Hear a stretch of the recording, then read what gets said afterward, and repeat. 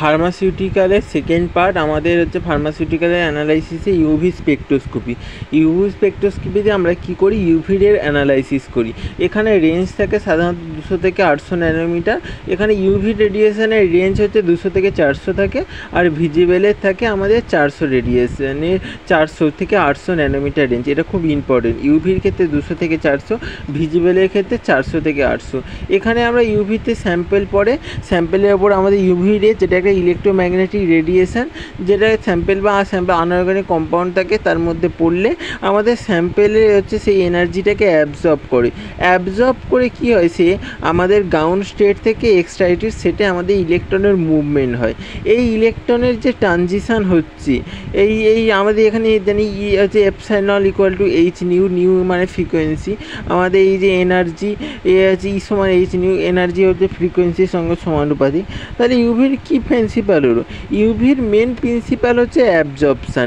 Electromagnetic radiation আমাদের যেটা surface হচ্ছে আমাদের কন্টেন্ট সোর্স অফ এনার্জি, নাও সেই রেডিয়েশানটা আমাদের কী হবে, স্যাম্পেলের উপর যখন পড়ে তখন স্যাম্পেল সেই রেডিয়েশনটাকে অ্যাবজর্ব করে এবং হচ্ছে একটা হচ্ছে মলিকুলকে কী করে, মলিকুল অ্যাবজর্ব করে, এবং মলিকুল মানে লাইটকে অ্যাবজর্ব করে, ইলেকট্রোম্যাগনেটিক রেডিয়েশনকে অ্যাবজর্ব করে আমাদের ট্রানজিশন শো করে, গ্রাউন্ড স্টেট থেকে এক্সাইটেড স্টেটে যায়। আর এইটাই আমাদের বিয়ার-ল্যাম্বার্ট লয়ের ওপর ভিত্তি করে হয়েছে।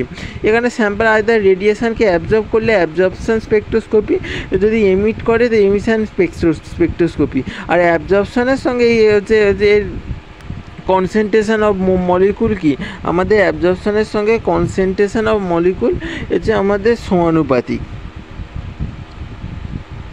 যত মানে absorption proportional to concentration of molecule, absorption proportional to path length, এই দুটোর ওপর সমানুপাতিক। আমরা যদি বিয়ার-ল্যাম্বার্ট যদি হচ্ছে অ্যাবজর্ব করে রেডিয়েশনকে, তাই অ্যাবজর্পশন স্পেকট্রোস্কোপি, অ্যাবজর্পশন স্পেকট্রোস্কোপির মধ্যে ইউভি আইআর পড়ে, আর এমিট করলে তাকে হচ্ছে এমিশন স্পেকট্রোস্কোপি, যার মধ্যে ফ্লেম ফটোমেট্রি আরে পড়ে। এখানে এই জিনিসটাই এখানে বলা হয়েছে। এখানে বলেছে এ সমান proportional to CL, F equal to উঠে গেলে এপসাইলনের কনসেন্ট্রেশন হচ্ছে কোফিসিয়েন্ট, সি কনসেন্ট্রেশন, এল হচ্ছে প্যাথ লেন্থ। এখানে এইটাই সত্য।